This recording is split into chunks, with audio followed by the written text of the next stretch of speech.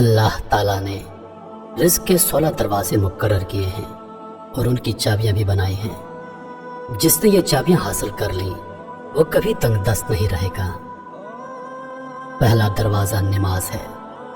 جو لوگ نماز نہیں پڑھتے ان کے رزق سے برکت اٹھا دی جاتی ہے، وہ پیسہ ہونے کے باوجود پریشان رہتے ہیں۔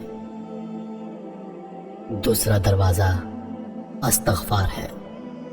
جو انسان زیادہ سے زیادہ استغفار کرتا ہے، توبہ کرتا ہے، اس کے رزق میں اضافہ ہو جاتا ہے اور اللہ ایسی جگہ سے رزق دیتا ہے جہاں سے کبھی اس نے سوچا بھی نہیں ہوتا۔ تیسرا دروازہ صدقہ کرنا ہے۔ اللہ تعالیٰ نے فرمایا کہ تم لوگ اللہ کی راہ میں جو خرچ کرو گے اللہ اس کا بدلہ دے کر رہے گا۔ انسان جتنا دوسروں پر خرچ کرے گا اللہ اس سے 10 گنا زیادہ بڑا کر دے گا۔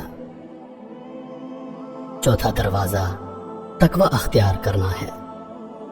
جو لوگ گناہوں سے دور رہتے ہیں اللہ ان کے لیے آسمان سے رزق کے دروازے کھول دیتا ہے۔ پانچواں دروازہ نفلی عبادت ہے۔ جو لوگ زیادہ سے زیادہ نفلی عبادت کرتے ہیں اللہ ان پر تنگ دستی کے راستے بند کر دیتا ہے۔ اللہ کہتا ہے اگر تو عبادت میں کثرت نہیں کرے گا تو میں تجھے دنیا کے کاموں میں الجھا کر رکھ دوں گا۔ لوگ سنتوں اور فرض نمازوں پر توجہ دیتے ہیں لیکن نفل چھوڑ دیتے ہیں جس سے رزق میں تنگی ہو جاتی ہے۔ چھٹا دروازہ حج اور عمرہ کی کثرت کرنا ہے۔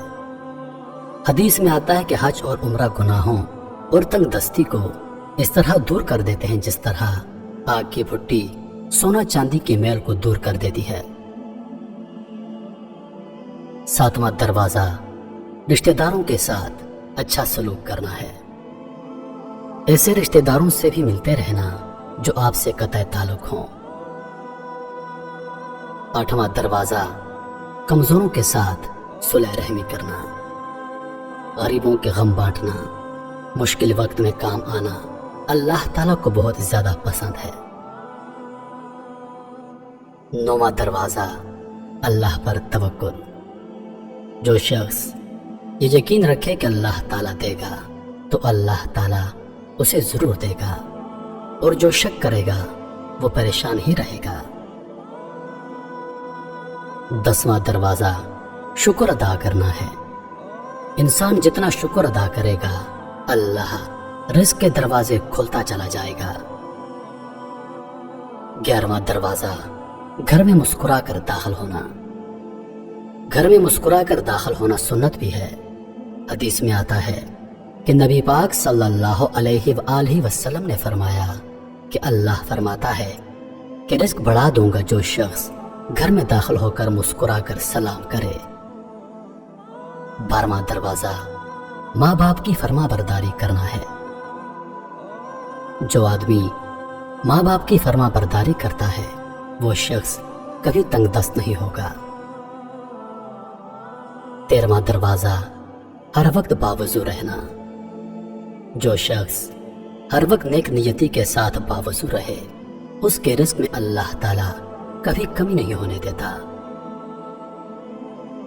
14واں دروازہ چاشت کی نماز پڑھنا ہے۔ چاشت کی نماز پڑھنے سے رزق میں برکت بڑھتی ہے۔